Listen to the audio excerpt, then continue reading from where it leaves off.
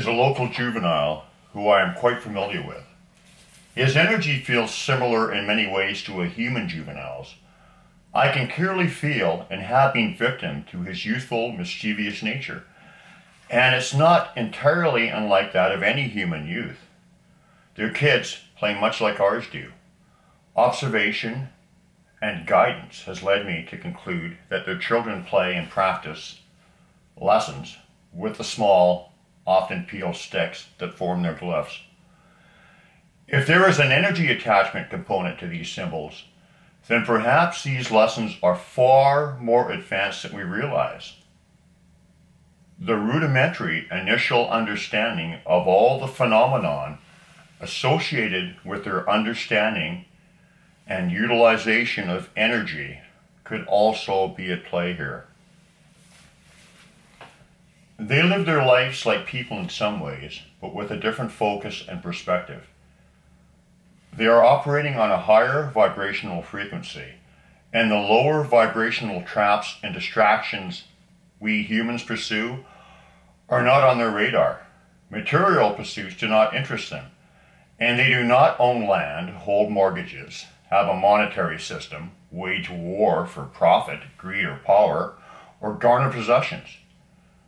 These people do not place one individual above the other for any of the reasons we humans fabricate, construct imaginary boxes to exclude others based on perceived differences, or kill for sport.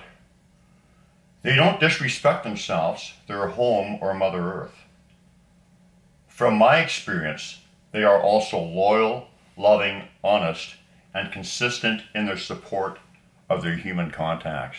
Have been with me, for sure, and many others I've talked to. It's pretty consistent with people who have a connection with them. I have noticed an obvious pattern in relation to Sasquatch/human connections. When they are connected to us and accept us as family, they will offer their emotional support in times of need. They did this when my mother passed and when Sue moved north recently.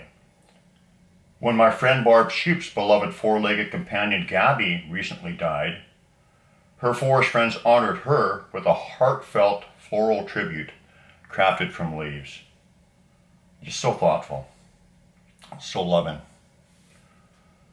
When they show us this support in the way of glyphs or other means, it is always done in the signature way that tells us who the messenger was. When we recognize it more and remove the doubt, these seemingly supernatural occurrences become almost routine. Friends watch out for friends, and this is certainly the case with them. They are loyal to a fault and will even step in and rescue us in times of dire need, like my unfortunate adventure and ultimate rescue in the remote woods of Oregon. Personally, they have let me know in a number of ways that I am being protected when I am out in the woods, or anywhere for that matter.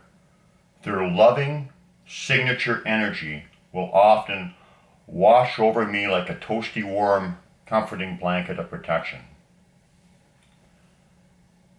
If I could imagine the Sasquatch people bestowing a single nugget of wisdom upon us, it might be, don't sweat the details. That old cliche. As higher vibrational beings, they have a hard time understanding the allure of many of the things we hold in high esteem, the petty pursuits and distractions that dominate our thoughts and actions, turn our attention away from the only thing that really matters, our collective oneness, and living in accordance to that knowing. From their highly evolved perspective, they must look at us as children stumbling along through the dark corridors of spiritual university. Some of us are ready to graduate to a higher grade, and the teachers are here to do what they always do: teach.